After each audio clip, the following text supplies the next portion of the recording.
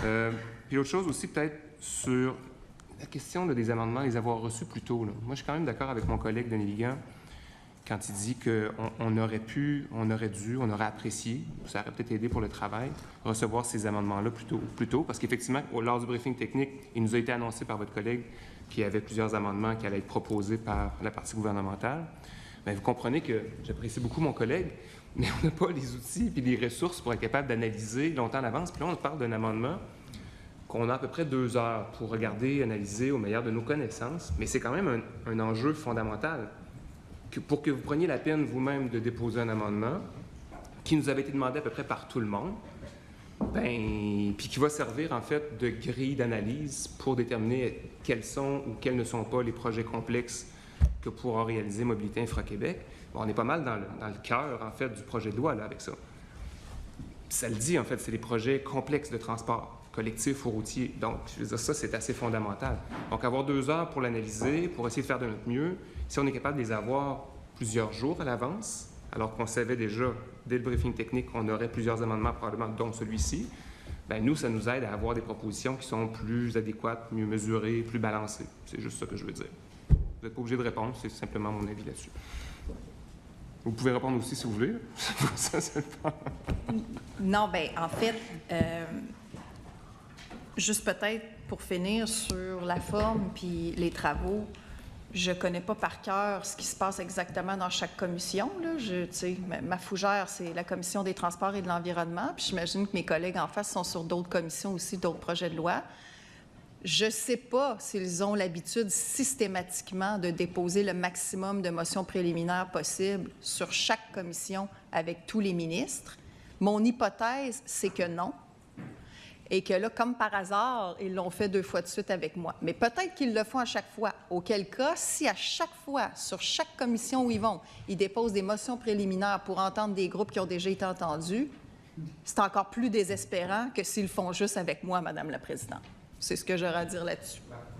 Je vais finalement répondre à ça. Parce que je ne voulais pas parler de ça, parce que je pensais qu'on avait épuisé, en fait, cet aspect-là de la conversation, mais puisque Madame la ministre en parle elle-même, elle a dit tantôt, la présidente de Trajectoire Québec, d'abord, c'était l'ancienne directrice générale, puis elle a été là comme membre de Transit. Pourquoi? Parce qu'on avait demandé, nous, à ce que Trajectoire, un groupe qui représente les usagers du transport collectif, soit entendu dans le cadre d'un projet de loi qui touche la création de nouveaux projets de transport collectif. Ça a été refusé par la partie gouvernementale. C'est pas faux d'avoir essayé. J'ai beaucoup insisté auprès de mon équipe de travaux parlementaires pour que Trajectoire Québec soit entendu. Ça a toujours été refusé. Je ne sais pas pourquoi, ça a toujours été refusé. Alors, qu'est-ce que ces groupes-là ont fait? Bien, ils ont décidé de venir sous le chapeau de l'Alliance Transit, parce qu'ils sont membres de l'Alliance Transit. Mais ils n'ont pas jasé, ils n'ont pas défendu le point de vue des usagers, là.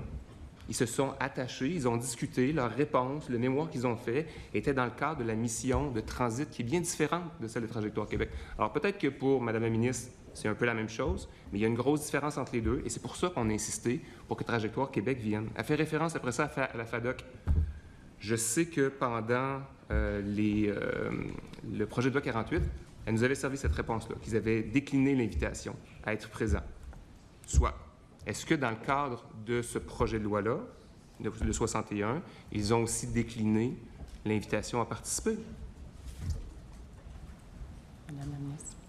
Non, mais moi, je parlais de la FADOC dans le cadre du 48. Oui, moi, je parle du 61. C'est le 61 qu'on étudie. Ah, bien là, le 61, il faudrait que je regarde la liste des invités. Parce qu'on me sert la réponse sur le 48, alors qu'on parle du 61 à un moment donné. Bien, premièrement, je pense qu'on sert les réponses qui nous arrangent de l'autre côté de la banquette aussi. Deuxièmement, j'ai bien dit, là, tantôt, là. J'ai donné l'exemple de Trajectoire ici, en disant que la personne était Mme Doyon.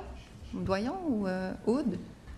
Parce qu'il y a 2 Sarah. Il y a Sarah Doyon ou Sarah Oud, c'est ça? Sarah Oud, c'est Propulsion Québec. C'était Propulsion, c'est ça? Mais c'est pour ça, OK. Enfin, puis je veux pas donner le mauvais nom.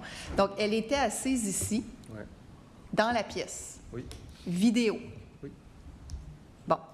Et après ça, j'ai dit, ça c'était pour le 61, et après j'ai dit, mon dernier projet de loi 48 sur la sécurité routière, ils ont fait une motion sur la FADOC. J'ai bien précisé que c'était pour le 48. Alors que la FADOC avait décliné dans le 48, poliment. Je pense que c'est leur droit. Mais vous avez quand même fait une heure là-dessus.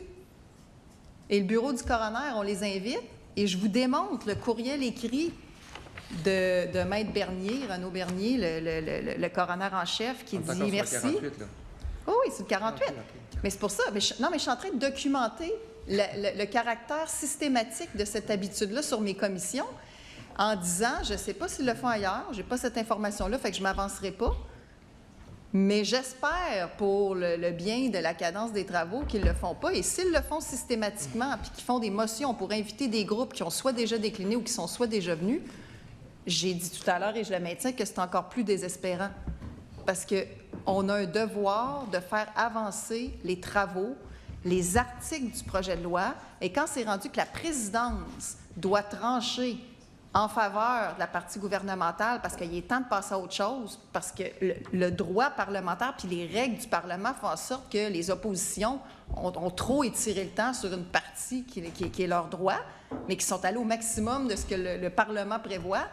2 fois de suite sur mes 2 projets de loi, moi, je fais juste noter ça au micro, parce que, tu sais, c'est pas évident. Là, nous, on est dans une bulle parlementaire, mais le citoyen là, qui paie des impôts puis qui paie nos salaires, là, je pense que c'est important que les gens comprennent comment ça fonctionne ici, là. Tu sais? Alors, c'est correct de prendre du temps pour des choses qui valent la peine, mais quand on prend du temps pour demander qu'on invite des gens qui ont déjà été invités puis qui ont déjà décliné, en ce qui me concerne, c'est très différent d'un débat de fond sur un article, par exemple. Est-ce que Trajectoire Québec avait refusé? Trajectoire Québec est assis ici, là, sur la chaise qui est la plus à droite. Au nom de Transit. Parce qu'ils ont été refusés par la partie gouvernementale. Ben oui, mais c'est parce qu'il était déjà présent. Non. C'est le même être humain est assis ici dans la pièce. C'est pas la On même peut débattre longtemps, là, mais cette personne-là est assise ici. Et après ça, on fait 1 heure pour dire qu'on devrait la réinviter. C'était pas la même organisation, évidemment. Donc, c'est pas le même discours, c'est pas les mêmes approches, c'est pas les mêmes questions, c'est pas les mêmes points qu'on avance. Non. Ce sera tout pour l'instant. Je vais attendre avant de déposer mon